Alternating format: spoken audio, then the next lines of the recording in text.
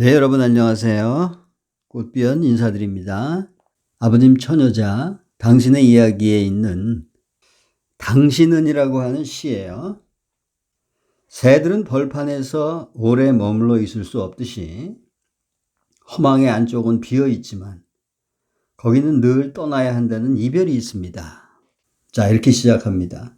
새들은 벌판에서 오래 머물러 있을 수 없다 그랬어요. 먹이를 위해서 잠시 머무는 거죠. 새들은 배가 부르면 더 이상 먹지 않죠. 존재를 노래하고 또 서로를 즐깁니다. 동물들이 다 그래요. 동물들은 배가 부르면 먹지 않습니다. 동물들은 과식을 하게 되면 항상 토해요. 동물들이 토하는 것은 굉장히 아름다운 현상입니다. 인간만이 비만이 일어나고 또 인간만이 너무 많이 먹어서 죽습니다. 너무 많이 먹어서 비만으로 죽는 유일한 동물이 바로 인간입니다. 자, 그러고도 만물의 영장이라고 과연 할 수 있을지. 자, 허망의 안쪽은 비어 있지만, 그러니까 아버님은 지금 비어 있는 것에 대해서 인식이 별로 없으신 거예요. 비어 있는 것에 대한 고독과 절망과 슬픔, 허망, 이런 쪽으로 그 시상이 그 공간을 차지하고 있습니다. 비어 있다는 것은 상당히 충만한 거거든요. 시인과 명상가의 차이가 그거예요. 시인은 아직 명상가가 되지 못한 겁니다. 언어를 배열할 줄 알고 언어를 통해서 자신의 감성을 엮을 줄은 알지만은 그것이 만들어낸 총합에 대해서 아직 인지력이 부족한 거죠. 그래서 텅 비어 있는 것을 허망하다고 표현하는 겁니다. 비어 있는 것은 충만하기 마련이에요.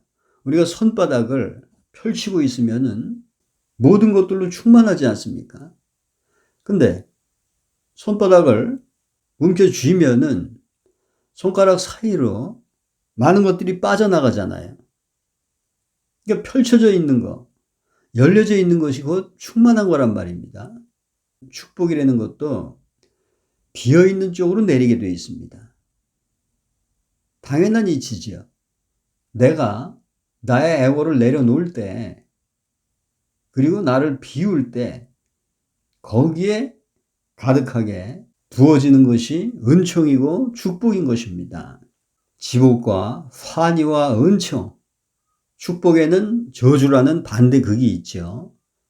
그러니까 지복이나 은총이나 환희, 희열, 이런 반대극이 없는 것보다는 차원이 낮은 거예요. 축복은 심리적인 상태입니다. 마음 안에서 일어나는 게 축복이에요. 왜냐하면 반대극이 있기 때문입니다.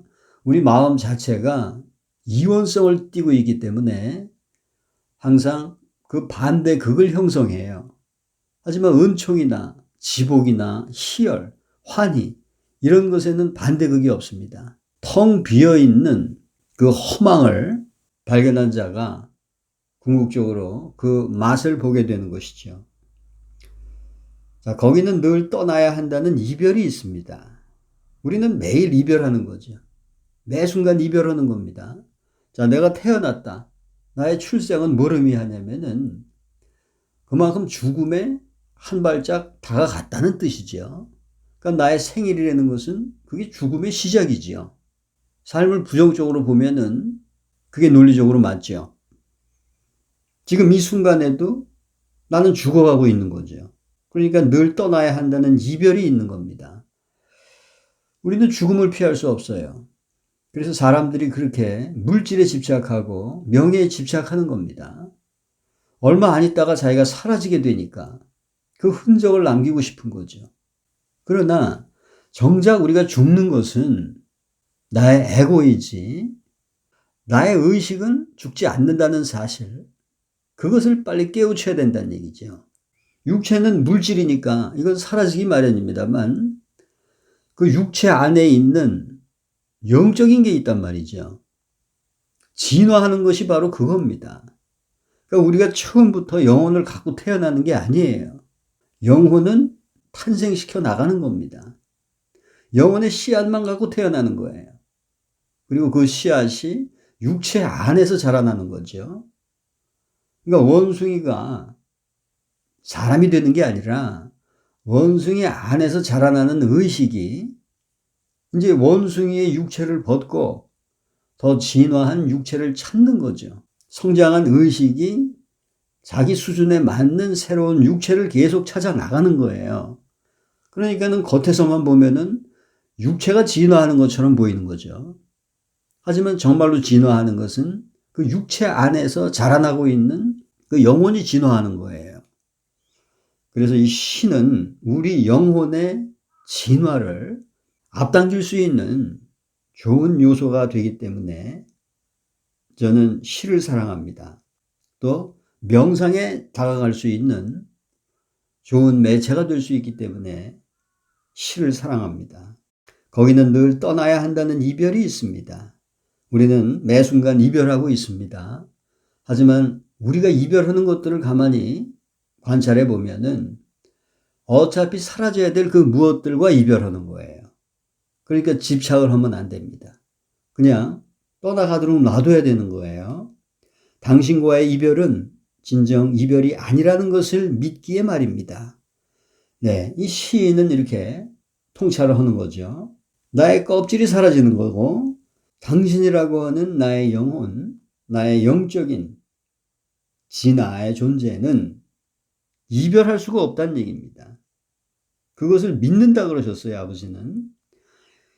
믿는다는 것은 신뢰보다 약한 거죠.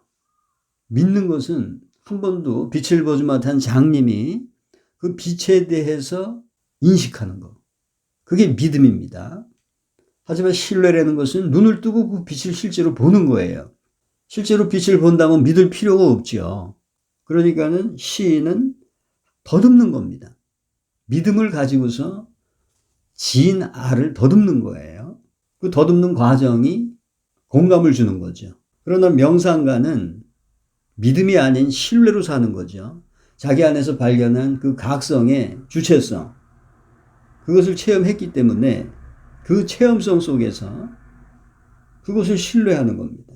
그 생생한 체험을 밤에서 낮으로 변하는 그 엄청난 상태를 어떻게 부정할 수 있겠습니까? 자, 당신과 헤어진다는 것은 이별이 아닐 테니 말이에요. 헤어짐이라는 것은 또 다른 만남일 수 있죠. 소극적으로 봐도 그렇습니다. 가장 보편적인 인간관계로 봐도 헤어진다는 것은 또 다른 만남이에요. 내 직업도 마찬가지입니다. 저도 7년 만에 한 번씩 직업이 바뀌었어요, 보니까. 수학 강사에서부터 시작해서 뭐 별걸 다 해봤습니다. 도서 대여점도 해보고 비디오 대여점도 해보고요. 만화 대여방도 해보고 음반 판매 이런 것도 해보고 PC방도 해봤어요. 또 오토바이 퀵서비스도 해봤습니다. 이런 것들의 주기가 7년이더라고요. 그러니까 하나의 주기가 끝나서 직업을 잃게 됐을 때 불안하죠. 하지만은 하나의 직업이 사라지면은 또 다른 생계 수단이 와요. 그렇기 때문에 가장 소극적인 인간의 보편적인 생계 차원에서 보더라도 헤어짐이라는 것은 이별이 아니라는 거죠. 친구 하나가 떠나가면은 또 다른 친구가 온단 말이죠. 그래서 우리는 과거에 집착할 필요가 없다는 겁니다. 이별할 수 없는 그 무엇과 만나야 되겠죠. 본래의 내 모습과 만나야 되겠죠. 이것이 명상의 본질이죠. 자, 명상은 생각하는 게 아닙니다. 떠오르는 사념을 비평하지 말고 평가하지 말고 뭐 나쁜 사념이 올 수도 있고 좋은 사념이 올 수도 있잖아요. 냇가에서 물이 흐르는 것을 지켜보듯이 조용히 지켜보는 겁니다. 그러다 보면은 고요해지고 투명해지고 맑아지면서 의식이 개화하는 거예요. 거기 지켜보는 자가 생기는 겁니다. 지켜보는 자가 바로 나의 주관이고 나의 주체성인 겁니다. 그게 점점 자라나요. 그 의식은 점점 투명해지고 점점 생생해지고 점점 강력한 실체로 자라나는 겁니다. 당신과 헤어진다는 것은 이별이 아닐 테니 말이에요. 이 물질 세계와의 헤어짐이라는 것은 결국 궁극적으로 자기 자아 만나는 과정이에요, 그게. 근데 사람들은 그것에 대한 집착으로부터 자유롭지 못하기 때문에 삶이 고통스러운 겁니다. 이루어질 수 없는 걸 붙들려 그러니까 말이죠. 영양가 없는 것에 양분을 기대하니까 말입니다. 시간이 지나고 세월이 흘러갈수록 그것은 정말 작별이 되어버리는군요. 작별, 피할 수 없는 그 무엇, 순리, 우리는 웃으면서 보내줘야 돼요. 강제로 뺏겨서 정말 고통스러운 표정으로 가는 게 아니라 웃으면서 보내줘야 됩니다. 감사하면서 보내줘야 돼요. 우리에게 죽음은 필연적인 겁니다. 죽음의 예술이라는 게 그거예요. 죽음을 웃으면서 보내줄 때 마치 반가운 벗을 기다렸듯이 네가 드디어 왔구나. 내가 너를 얼마나 애타게 기다렸는지 모른다. 너로 인해서 나는 이제 자유로워지고 내 영혼에 그 빛이 찬란하게 피어나는 계기가 될 것이다. 소크라테스가 그랬잖아요. 소크라테스가 임종을 앞두고 제자들이 막 슬퍼하니까 너희들은 왜 슬퍼하냐? 나는 지금 삶이 무엇인지는 체험을 했다. 이제 죽음이 무엇인지 알 수 있는 이 소중한 기회에 너희들은 왜 슬퍼하냐? 나는 황홀하다. 나는 내가 죽어가는 모습을 일일이 너희들한테 보고할 거다. 그러면서 약을 들이키죠. 그리고 약이 목구멍을 통해서 위로 들어가서 몸에 퍼지어서 세포가 하나하나 굳어가는 그 전체적인 과정을 제자들한테 설명을 합니다. 깨어있는 의식으로 설명을 해요. 하나하나의 과정을 설명하면서 죽어갑니다. 이게 죽음의 예술이에요. 소크라테스가 괜히 소크라테스가 아닙니다. 시간이 지나고 세월이 흘러갈수록 그것은 정말 작별이 되어버리는군요. 자, 육체는 내가 아니에요, 여러분. 육체는 그 안에 있는 의식을 보호하기 위한 하나의 집이에요, 집. 다른 집으로 바꾸면 되는 거예요. 근데 사람들이 육체와 나를 너무 동일시해 왔기 때문에 그 육체가 나인 줄 알고 있어요. 이름과 나를 동일시해 왔기 때문에 언어가 중요해지는 겁니다. 그래서 이 사이비 교수들은 그 언어를 가지고 장난치잖아요. 꽃이라는 단어가 꽃입니까?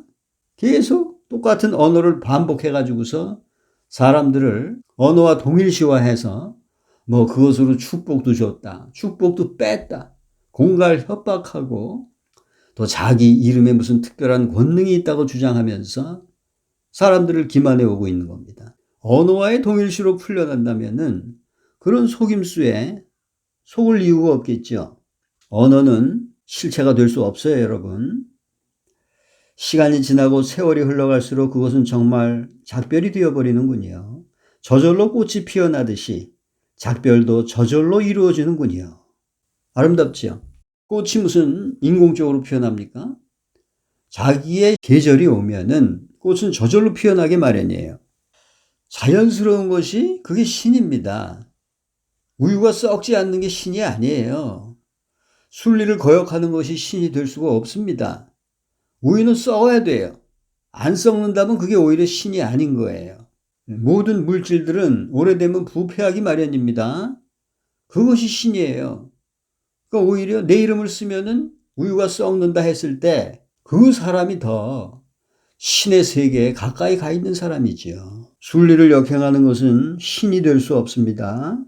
자, 우리들은 이름을 써붙이면은 우리의 우유는 썩습니다. 왜? 우리는 신이니까. 이렇게 반박할 수 있어야 돼요, 여러분.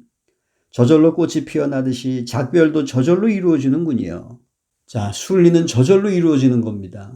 순리는 역행하는 게 아니에요. 순리는 논리가 아닙니다. 순리는 궤변이 아닙니다.